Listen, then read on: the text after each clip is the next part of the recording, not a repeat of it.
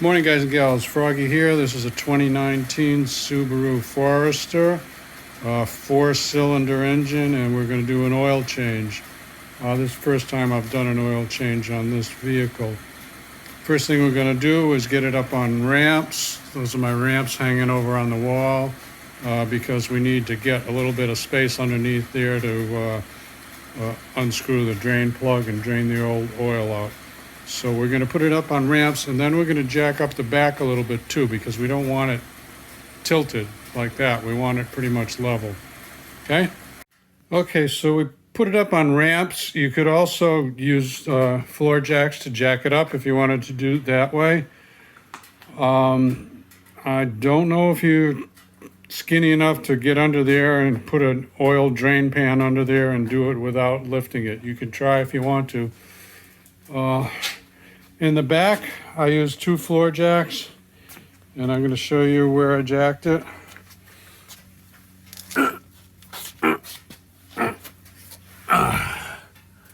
Right there underneath those control arms, very strong piece of the suspension. And we just want to level it out so when the oil drains out of the oil pan, it drains completely. If you have the car on a tilt one way or the other, you're not going to get all the oil out. All right, let's go get a pan and go underneath. Okay, we got a big mess here, and that's a good thing because that's how you guys and gals learn. There's an access door right there in the middle of your computer screen.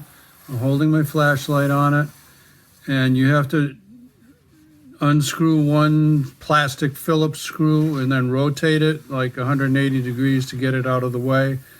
And that gives you access to a 14 millimeter drain plug.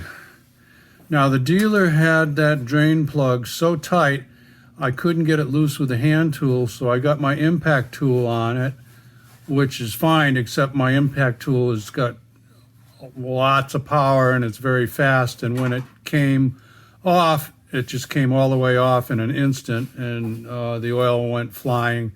So now we're cleaning up the oil, and most of it got in the bucket. I just moved very quickly and dragged the bucket under it, and the rest of it went on the floor and in my face.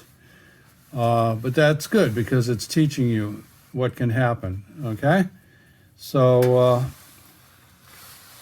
now it's all drained out. We're going to put the drain plug back in. I would recommend always get a new gasket. It's aluminum gasket with the drain plug, and we're going to put it in, and we are not going to tighten it up as much as the dealer had it tight. Okay? This is a new gasket, little flat aluminum washer gasket. The rounded edge goes towards the engine. The flat goes against the plug. All right, so you're going to put this back in the hole where it came from, righty-tighty. Okay, and then I'm going to get a little torque wrench actually so that we can not make the mistake that the idiot mechanic made. Okay, so we're popping the hood, one underneath the dash area, and then there's a second safety underneath the hood. Okay, so there's a strut. Put the strut up. Find the hole where it goes.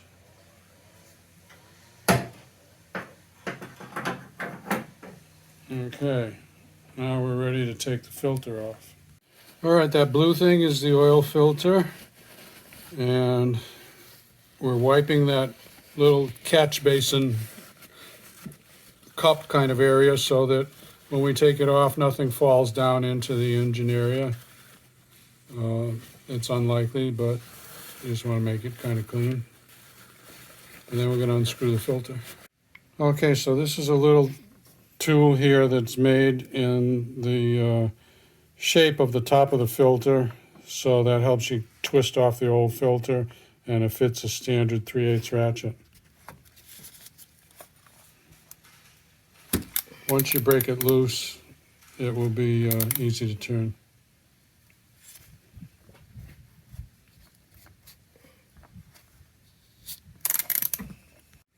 Okay, so that screws off. There was not much oil left in it. You can see a little bit of oil. We're going to wipe that little oil off. Don't let any pieces of paper fall down the hole. And now we're going to put the new filter on. So this engine takes 4.4 quarts. It's on the very, very last page of your owner's manual. Your engine might be different, so check. Don't underfill or overfill. So what we got there is 5 quarts, and we've got a 1 quart. So we're going to put the 1 quart in and then refill the 1 quart 4.5 times. And then we'll have the right amount in there. But we're still going to check it with a dipstick. Dipstick is right where my finger's pointing.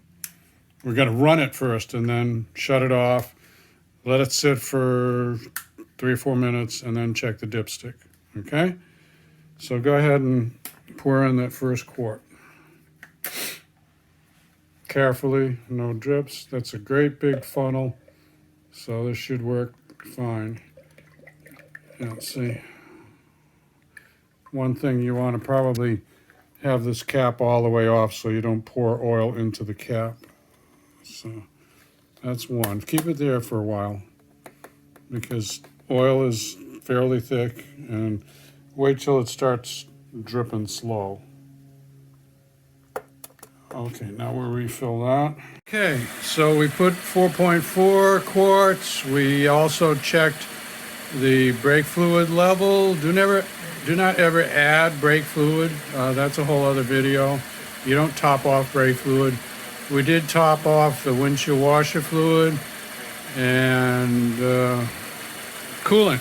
Coolant is actually low on this car, so we're going to get some coolant and we'll do a separate video. It's not dangerously low, but it's a little bit low. It's got a full mark and a low mark, and it was just like half an inch below the low mark. Okay? So we started up, look for leaks here, look for leaks underneath. We're going to take it down off the rack, take it all off the jacks. It's just the reverse of how we put it on there. Okay, and that's it. That's a Subaru Forester. Give me a thumbs up or a like if this helps you out. Subscribe to my channel if you want more from Froggy. Ring the bell if you want notifications. Be safe, have fun. Bye-bye. Okay, one last thing I did forget is you should always check the oil level on the dipstick after it's been run and then it's been shut off and it's been sitting for 2 or 3 minutes. Get your rag right under it so it doesn't drip. Okay, and you're going to have to angle it into the sun and look at where it is on the level. I don't think you'll be able to see it on the camera, but you're looking for it to be, the dipstick is marked with high, low, where it's supposed to be. Can you read that with it? There's no markings. I think this twist is supposed to be the mark. All right. Let me have a look. Okay, so just to avoid any confusion, I'm going to take it out again. There's 2 dots, the 2 holes in the stick. Anywhere in between the 2 holes is good. Full is to the top hole in the stick. Below the bottom hole in the stick means you need to add some oil. It doesn't have anything to do with that twist on the stick. Okay?